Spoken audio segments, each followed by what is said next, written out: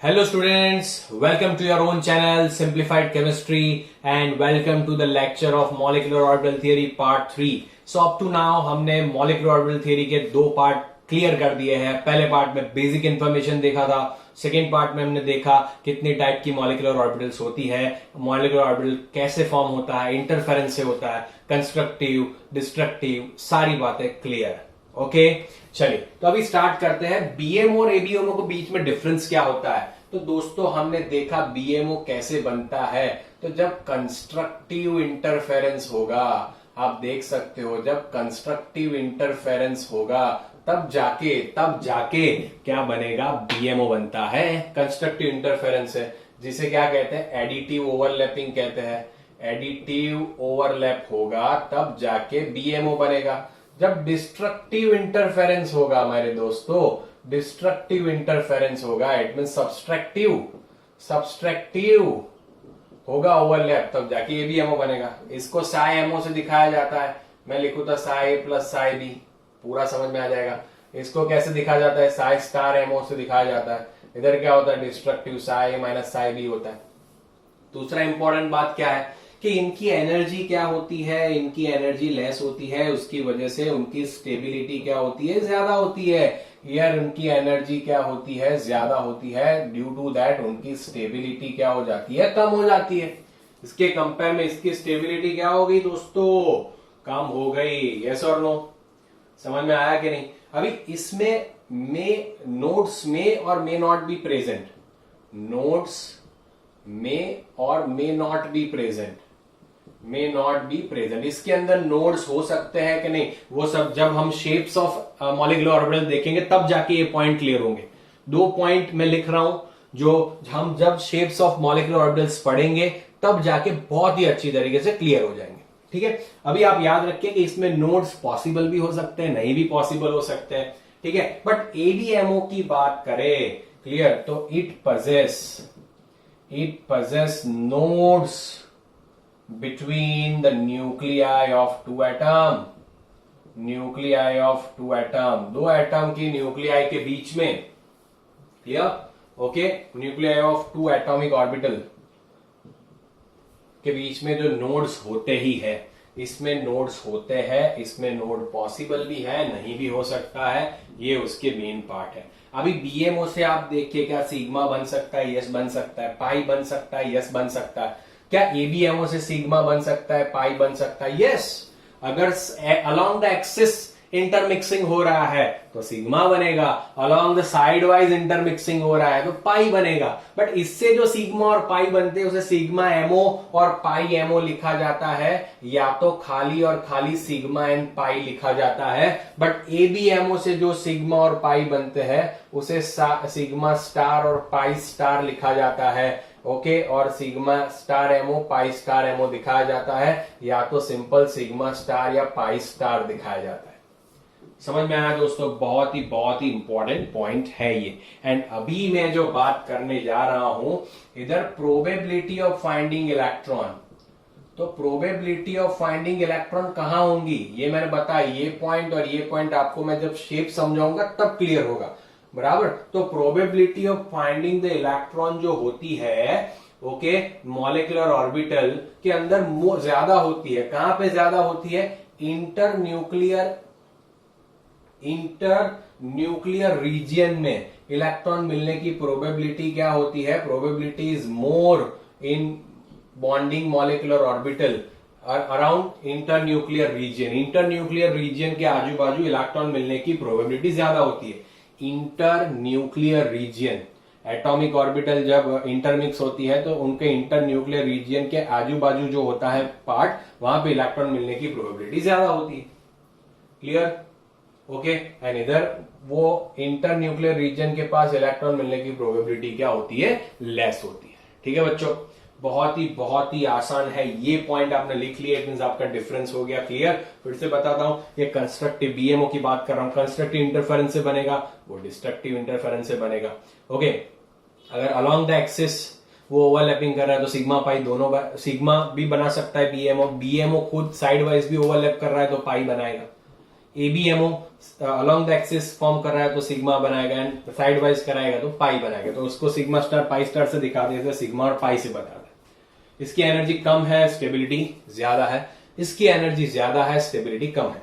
यहां पे कोई नोड हो भी सकता है, नहीं हो सकता है, इधर कोई भी नोड पॉसिबल, सॉरी इधर हो भी सकता है, नहीं हो सकता, इधर नोड हमेशा होता ही है इंटरन्यूक्लियर रीजन, ठीक है। एंड इधर बात करें तो probability of finding electron internuclear region के पास ज्यादा होती है। इधर probability of finding electron internuclear region के आजू बाजू बहुत ही कम होती है, ठीक है दोस्तों।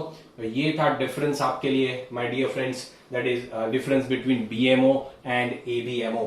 अगर आपका ये क्लियर हो गया है तो इसका स्क्रीनशॉट लीजिए, एंड उसके बाद हम most important points, main points क्या है ये थियरी के, सारे मैं आपको बताता हूं, एंड उसके बाद हम शेप स्टार्ट करेंगे, ठीक है। तो चलिए फटाफट से इसका स्क्रीनशॉट ले लीजिए, एंड फिर हम स्टार्ट करते हैं main points of molecular orbital theory. Clear, फटाफट से इसका स्क्रीनशॉट ले लीजिए। ले लिया? Done. 1 2 3 and 4।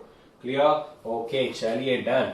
So difference between BMO and ABMO is clear. फिर से एक बार रिपीट कर देता हूं, मॉलिक्यूलर ऑर्बिटल थियरी क्या कहती है कि दो वेव का इंटरफेरेंस होता है, दो तरीके से हो सकता है, कंस्ट्रक्टिव, डिस्ट्रक्टिव। इट मींस दो एटॉमिक ऑर्बिटल से दो मॉलिक्यूलर ऑर्बिटल बनेगी, एक नीचे वाली बीएमओ बनेगी जिसकी एनर्जी कम है, ऊपर वाली एबीएमओ बनेगी जिसकी एनर्जी ज्यादा है।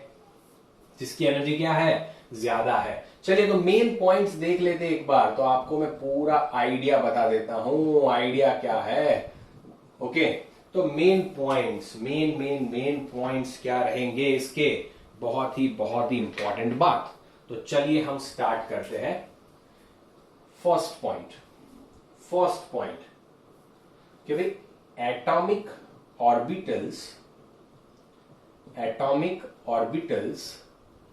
undergo linear combination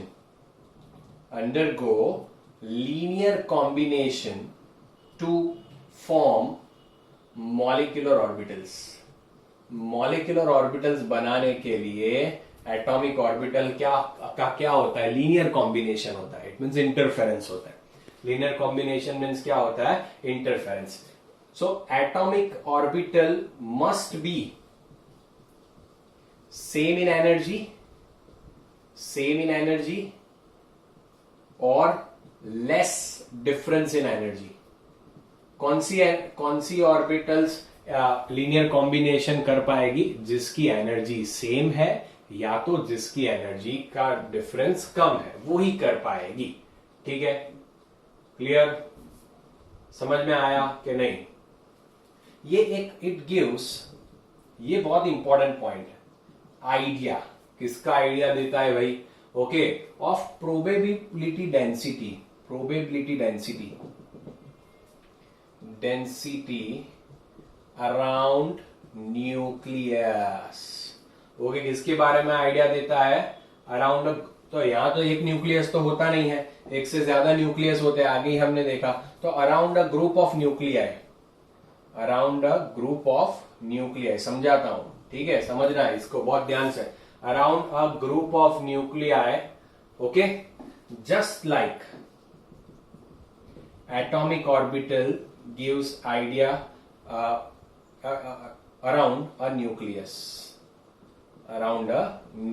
it means, ये बात मैं समझाता हूं, ये थोड़ा पॉइंट अलग है। ये एक एटॉमिक ऑर्बिटल है एंड ये एक आपके पास मॉलिक्यूलर ऑर्बिटल है।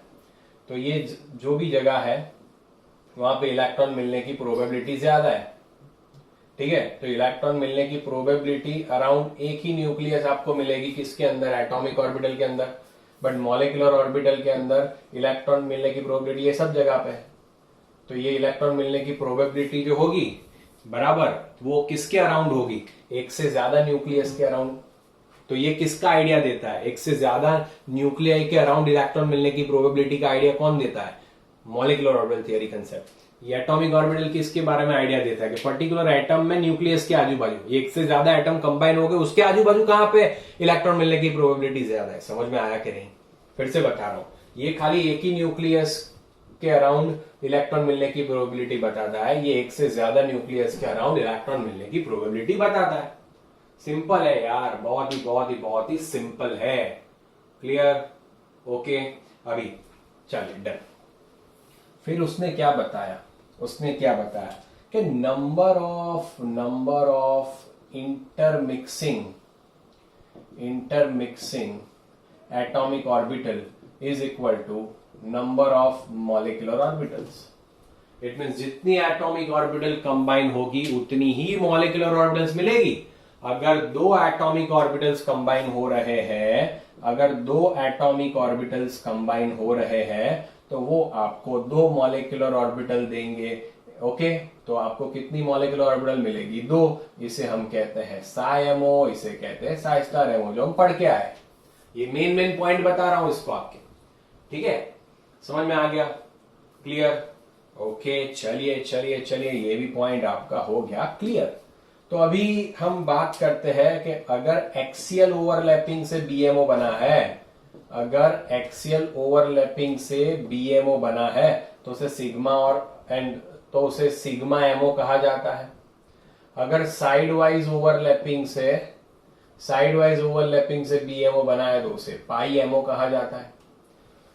अगर एक्सियल ओवरलैपिंग अगर साइड वाइज, चलिए एक्सियल ओवरलैपिंग से एबीएमओ बना है, एबीएमओ का एक्सियल ओवरलैपिंग हो रहा है तो जो बनेगा उसे सिग्मा स्टार एमओ कहते हैं। एंड साइड वाइज ओवरलैपिंग से बनेगा, साइड वाइज एबीएमओ का ओवरलैपिंग से पाई स्टार एमओ मिलेगा। ठीक है, इट मीन्स एबीएमओ मिलेगी आपको, पाई स्टार मिलेगा।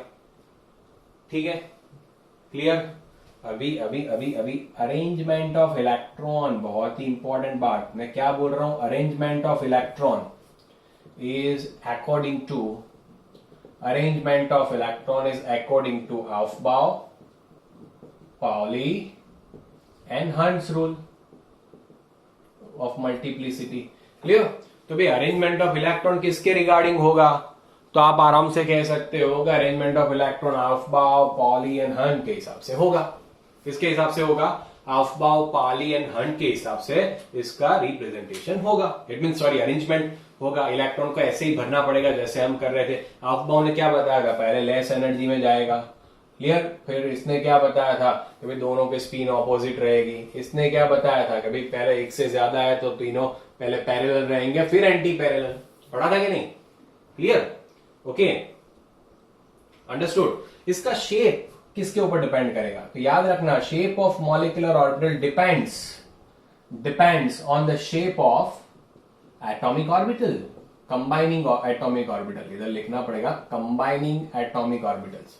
किसके ऊपर डिपेंड करेगा? Shape of molecular orbitals shape of combining atomic orbital के ऊपर डिपेंड करेगा। ये आगे इसके मेन पॉइंट्स मेरे भाई, मेरे दोस्तों, मेरे बच्चों। क्लियर? तो ये पूरा उसके मेन पॉइंट आ गए। तो पूरा मैंने मॉलिक्यूलर ऑर्बिटल थ्योरी आपको समझा दिया। अभी हम बात करेंगे shape of molecular orbitals. Molecular orbital के कैसे कैसे शेप होते हैं, सिग्मा, पाई कैसे बनता है, कैसे उनका अलोंग द एक्सिस एंड क्या होता है फॉर्मेशन, उसके अंदर कितने नोड्स है। बहुत ही बढ़िया से क्वेश्चंस आते हैं कॉम्पिटिटिव एग्जाम के अंदर इसमें से।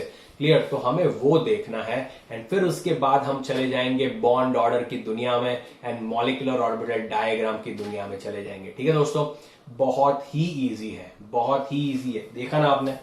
ओके, तो ये कंसेप्ट है। अगर आपको वीडियो पसंद आया है तो जरूर से कमेंट करिए, लाइक करना ना भूले and yes of course channel को सब्सक्राइब किए बिना मत जाना। Okay, thank you so much.